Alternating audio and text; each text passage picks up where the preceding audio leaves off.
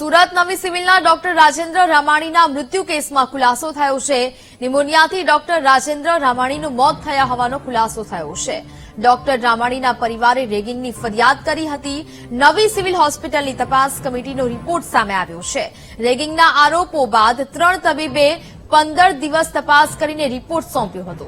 આક્ષેપો અંગે કોઈ પુરાવા ન મળ્યાનો રિપોર્ટમાં ઉલ્લેખ કરવામાં આવ્યો છે। ડોક્ટર રામાણીને તાવ આવતા સાથી તબીબોએ દવા પણ આપી હોવાનો ઉલ્લેખ કરવામાં આવ્યો છે।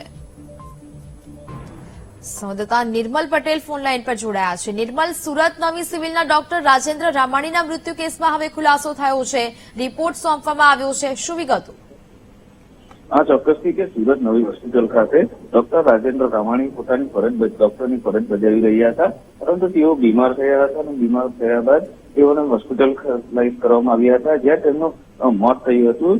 પરિવારજનો દ્વારા આક્ષેપ કરવામાં આવ્યો હતો કે તેમના પર રેગિંગ કરવામાં આવ્યું છે, જેના કારણે તેમનું મૃત્યુ થયું છે। પરંતુ જે આક્ષેપો થયા હતા તેના કારણે 3 ડોક્ટરોની કમિટી બનાવવામાં આવી હતી અને જેમાં ડોક્ટરો દ્વારા 15 દિવસમાં આ રિપોર્ટ આજરોજ રજૂ કરવામાં આવ્યો છે અને રિપોર્ટમાં બહાર આવ્યું છે કે ડોક્ટર રાજેન્દ્ર રામાણીનું નિમોનિયાના કારણે જે મોત થયું છે, કોઈ રેગિંગ થયું ન હતું, જેના કારણે આ જે આક્ષેપો કરવામાં આવ્યા હતા એ તમામ આક્ષેપો હાલ ફગાવવામાં આવ્યા છે। જી બિલકુલ નિર્મલ, જાણકારી બદલ આભાર।